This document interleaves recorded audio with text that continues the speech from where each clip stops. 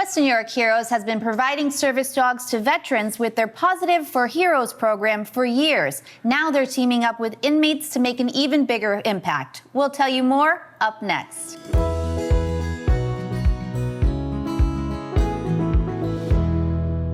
I'm here today with Chris Krieger, the founder of Western New York Heroes. Thank you so much for joining me on the Sweet Buffalo Show today. Thanks for having me, Kim. Of course, and we can't forget about Teddy, the service dog that's with us today. Teddy's, we'll be giving him away next month, so he'll be going to a female veteran. Amazing. So tell me all about Western New York Heroes and how it got started. You have such an inspiring story of how you realized that there was a need to help veterans even more than they were already getting, and so you decided to take action into your own hands. Yeah. Started Western New York Heroes in 2007 after coming home, obviously, from overseas and dealing with my own illnesses and injuries and in and out of the hospital more than I was able to work and losing everything. And then from there, our programs just continued to grow. And one of the things was when I received my first service dog in 2012 and realizing the change it made for me is when we developed Pawsitive for Heroes in 2013.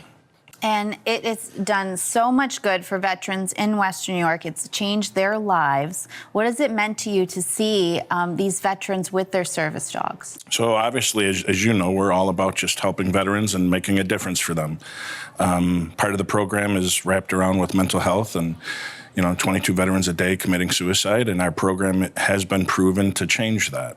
Our big thing was we're here to help veterans, and how can we help more veterans at a faster pace, but a quality pace? And that's when we started reaching out to county and state correctional facilities to see if we can put the program in and be able to train more dogs at once. And that's amazing. And, you are also helping these inmates, too. You're giving them a job while they're at the correctional facilities. It's giving them something positive to do. So then that way, while they're there, they have, they interact with these dogs. These dogs are helping them. They're helping these dogs, and they're helping the veterans. So the whole goal was to take veterans who were incarcerated, bring them into the program, and basically a veterans organization giving veterans who are incarcerated dogs to train to become service dogs to give back to the veterans organization for us to give to veterans throughout Western New York. And everyone seemed to love it, and it took off. We're in quite a few correctional facilities now, and by the end of the year, we'll be in 7 different correctional facilities from here down to New York City. And yesterday, we just got word from Georgia. Georgia wants us to come down there and start the program and put dogs in correctional facilities down there. So the program, as of last year, did go national, and it's been huge. It's been a positive outlook on everything. We're providing service dogs now nationally, so it's great. It's amazing, and service dogs are incredibly expensive, and there's not a lot of programs for veterans to get these service dogs. So you work with the community and business owners to sponsor these dogs. Yes, the sponsorship is what truly makes the program evolve.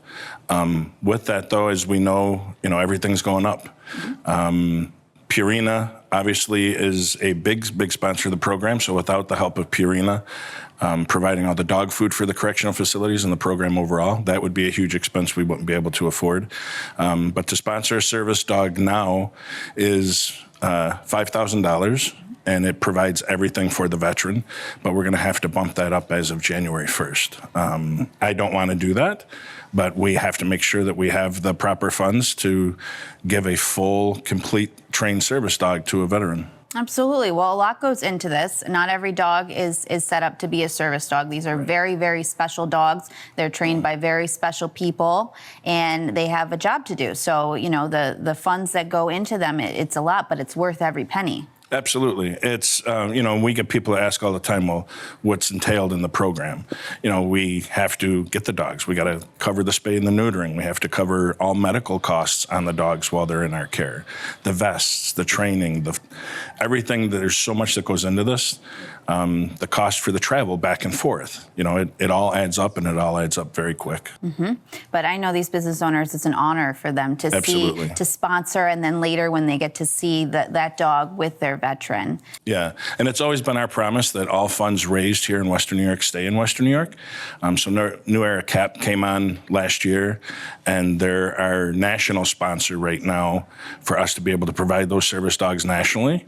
Last year they gave us $125,000 just to get the program up and going nationally. So kudos to New Era. Absolutely, bless New Era. And I love too that you will take in rescue dogs as well if they qualify for the program, which I love because you're saving a dog and then the dog saves a veteran. Yeah, so about 85% of our dogs come from rescues. I'm a firm believer in second chances. If we can give a dog a second chance at life and do something even greater, why not? We do have breeders that help out and will donate dogs. I'll only turn to our breeders, though, if it's a dog we need immediately and a specific breed that we can't find through a rescue. And talk to me about how it feels from starting Western New York Heroes to seeing how big it is now. I mean, I know that you're very humble, but it's an incredible thing that's been done with Western New York Heroes. It started with one person and one dog, and now to see how many dogs have helped veterans and expanded the way it has. Did you believe that it would one day? No. I remember when I first brought this to my board of directors and said, hey, I have an idea. And they said, that's great, but we're not in the business to rescue dogs. And I agreed, we're not in the business to rescue dogs at that point, but I was looking to take the dogs and rescue veterans. That was my point. And they still were not for the idea. And I'm one of those that if I have an idea and I know I can make it work, I'm going to do it anyway, and I'll beg for forgiveness later. And I'm glad I did. I moved forward with it. Ingram Micro came out and gave us the first $50,000 to physically launch the program in 2013, and it took off from there, and like they say, you just need one person to get behind it and say yes, and everything else will follow. Absolutely, and I truly believe dogs are the best medicine for anyone. Yeah, and even that's proven. Is we have veterans in our program who see their doctors less, who it's changed so much for them that many of them have come off of their medications, So if anyone can prove me different, go ahead. Well, thank you so much for all you've done for the veterans with the Pawsitive for Heroes program, everything you've done. We've talked about Pawsitive for Heroes mostly today, but obviously Western New York Heroes goes beyond that with all the programs you offer veterans and the community events and the support you provide that they cannot get anywhere else. So what you've done is really incredible, and I'm so grateful to call you a friend. Well, likewise, and your support means everything, so thank you, because we can't do this without you. Thank you, Chris, and thank you, Teddy. Yeah.